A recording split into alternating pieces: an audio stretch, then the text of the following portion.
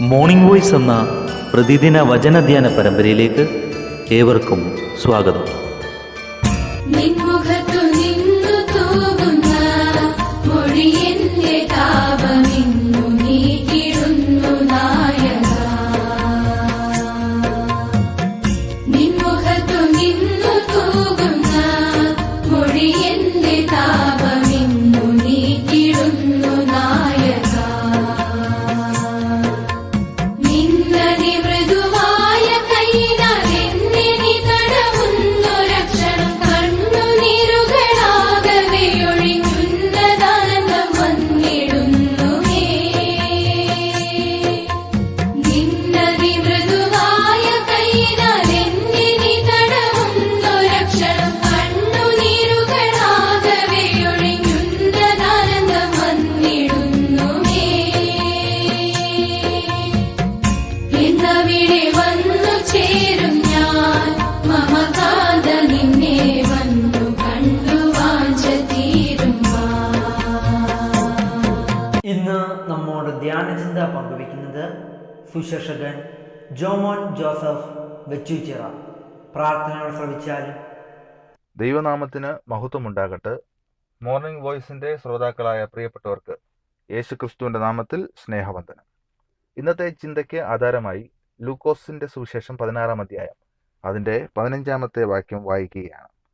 അവൻ അവരോട് പറഞ്ഞത്, നിങ്ങൾ നിങ്ങളെ തന്നെ മനുഷ്യരുടെ മുമ്പാകെ നീതീകരിക്കുന്നവർ ആകുന്നു. ദൈവമോ നിങ്ങളുടെ ഹൃദയം അറിയുന്നു.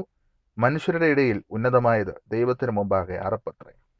കർത്താവ് യേശുക്രിസ്തു തന്റെ ശിഷ്യന്മാർക്ക് പറഞ്ഞു കൊടുത്ത ഒരു ഉപമയുടെ ബാക്കിപത്രമാണ് നമുക്ക് വായിച്ചു കേൾക്കുവാനായിട്ട് സാധിച്ചത്. ധനവാനായ ഒരു മനുഷ്യന് ഒരു കാര്യവിചാരകൻ ഉണ്ടായിരുന്നു. എന്നാൽ അവൻ അവന്റെ വസ്തുവകകളെല്ലാം തന്നെ നാനാവിധമാക്കുന്നു എന്ന് ചിലർ അവനെപ്പറ്റി കുറ്റം പറയുകയാണ്. അത് കേട്ട യജമാനൻ ഈ കാര്യസ്ഥനെ തന്റെ ജോലിയിൽ നിന്നും പിരിച്ചുവിടാനായിട്ട് ഒരുങ്ങുമ്പോൾ ഭയപ്പെട്ട് ജനത്തിന് മുമ്പിൽ നല്ല പേര് ലഭിക്കുവാനായി ഈ കാര്യസ്ഥൻ ചെയ്ത ഒരു പ്രവൃത്തി യജമാനന്റെ കടക്കാരെയെല്ലാം വിളിച്ചു വരുത്തി അവരുടെ കടങ്ങളെല്ലാം ഇളച്ചു നൽകിയാണ്. ഈ ബുദ്ധിപരമായ പ്രവൃത്തി കണ്ട് യജമാനൻ അവനെ അഭിനന്ദിച്ചുവെങ്കിലും ഈ ഭാഗം വായിക്കുമ്പോൾ ദൈവം മുമ്പാകെ അത് അനീതിയായ ഒരു പ്രവൃത്തിയായിരുന്നു.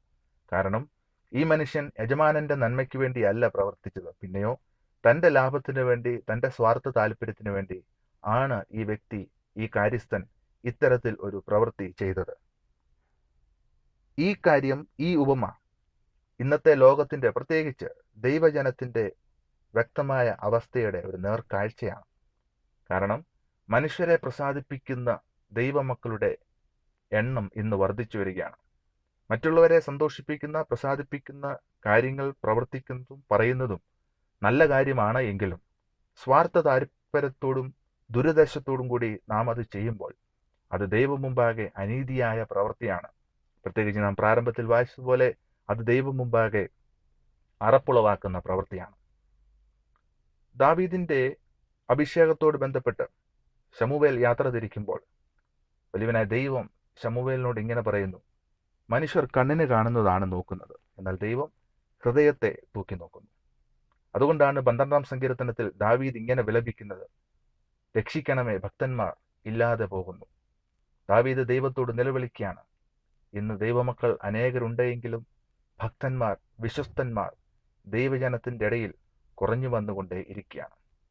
ദൈവം ബെൽശസ്സറിനെ തൂക്കി നോക്കുമ്പോൾ അവൻ കുറവുള്ളവനായിട്ട് ദൈവം കാണുകയാണ്. എന്തുകൊണ്ടാണ് ഇത്ര ശ്രേഷ്ഠനായ ഒരു മനുഷ്യൻ കുറവുള്ളവനായി ദൈവം മുമ്പാകെ നിൽക്കുന്നത്? അതിന് കാരണം നാം 1 കൊരിന്ത്യർ 3-ന്റെ 12-ാം വാക്യം വായിക്കുമ്പോൾ ആ ബെൽശസ്സറിന്റെ പ്രവൃത്തികളെല്ലാം തന്നെ മരം, പുല്ല്, വൈക്കോൽ കൊണ്ട് നിർമ്മിച്ചതായിരുന്നു.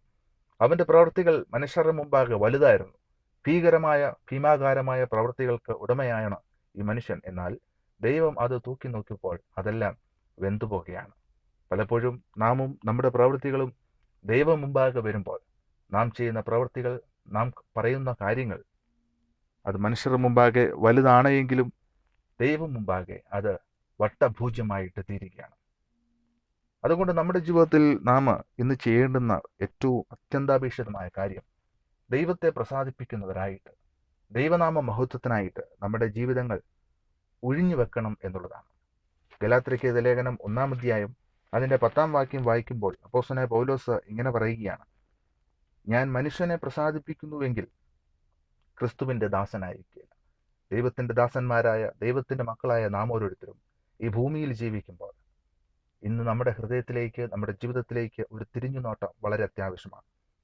നാം ദൈവത്തെ പ്രസാദിപ്പിക്കുന്നവരായി തീരേണ്ടത് വളരെ അത്യാവശ്യമായ കാര്യമാണ്. നാം മനുഷ്യരെ പ്രസാദിപ്പിക്കുന്നവരാണ് എങ്കിൽ നമ്മുടെ സ്വാർത്ഥ താല്പര്യങ്ങൾക്ക് വേണ്ടി, നമ്മുടെ സന്തോഷങ്ങൾക്ക് വേണ്ടി, നമ്മുടെ ലാഭത്തിന് വേണ്ടി മനുഷ്യനെ പ്രസാദിപ്പിക്കുന്നവരും സന്തോഷിപ്പിക്കുന്നവരുമായി നാം തീരുമ്പോൾ അത് ദൈവം മുമ്പാകെ അറപ്പുള്ള പ്രവൃത്തിയും അങ്ങനെയുള്ളവർ കർത്താവിൻ്റെ ദാസന്മാരായിട്ട്, കർത്താവിൻ്റെ മക്കളായിട്ട് തീരുവാൻ യോഗ്യതയില്ലാത്തവരുമാണ്. അതുകൊണ്ട് കർത്താവിൻ്റെ മക്കളായി നാം ഈ ഭൂമിയിൽ അഭിമാനത്തോടു കൂടി ജീവിക്കുമ്പോൾ, പ്രിയ ദൈവജനമേ, നാം പ്രാരംഭത്തിൽ വായിച്ചതുപോലെ തന്നെ ദൈവം മുമ്പാകെ പ്രസാദമുള്ള പ്രവൃത്തികൾ ചെയ്യുവാൻ നാം ഓരോരുത്തരും തയ്യാറാകേണ്ടതാണ്. ദൈവം നമ്മളെ തൂക്കി നോക്കുന്ന ഒരു ദിവസമുണ്ട് എന്ന ഉത്തമ ബോധ്യത്തോടു കൂടി നാം നമ്മുടെ ക്രിസ്തീയ ജീവിതം മുന്നോട്ട് കഴിക്കുമ്പോൾ ദൈവത്തിന് മുമ്പിൽ വിലയേറിയ പ്രവൃത്തികൾ, തൂക്കമുള്ള പ്രവൃത്തികൾ, കനമുള്ള പ്രവൃത്തികൾ ചെയ്തുകൊണ്ട് നാം മുന്നോട്ട് പോകേണ്ടത് വളരെ അത്യാവശ്യമാണ്. കർത്താവ് ഇങ്ങനെയാണ് പറഞ്ഞത്, ദൈവമോ നിങ്ങളുടെ ഹൃദയം അറിയുന്നു. നാം നമ്മെ തന്നെ മനുഷ്യരുടെ മുമ്പിൽ നീതീകരിക്കാതെ ദൈവം മുമ്പിൽ നീതിയുള്ള പ്രവൃത്തികൾ, ദൈവത്തിന്റെ മുമ്പിൽ നീതീകരിക്കപ്പെടുന്ന പ്രവൃത്തികൾ ചെയ്യുവാൻ നാം ഓരോരുത്തരും പ്രവർത്തിക്കേണ്ടത് വളരെ അത്യാവശ്യമായ കാര്യമാണ്. ദൈവത്തിന് മുമ്പാകെ അറപ്പല്ലാത്ത നല്ല പ്രവൃത്തികൾ ചെയ്യുവാൻ, ദൈവത്തെ പ്രസാദിപ്പിച്ച് മനുഷ്യരെ പ്രസാദിപ്പിക്കാതെ മനുഷ്യരെ ബഹുമാനിച്ച് മറ്റുള്ളവരെ ശ്രേഷ്ഠനായി എണ്ണി അവരെ ബഹുമാനിച്ച് നമ്മുടെ ക്രിസ്ത്യ ജീവിതം നമുക്ക് മുന്നോട്ട് കഴിക്കാം. അതിനായി ദൈവം നമ്മളെ സഹായിക്കട്ടെ. ദൈവനാമം മാത്രം മഹത്വപ്പെടുമാറാകട്ടെ. ആമേൻ.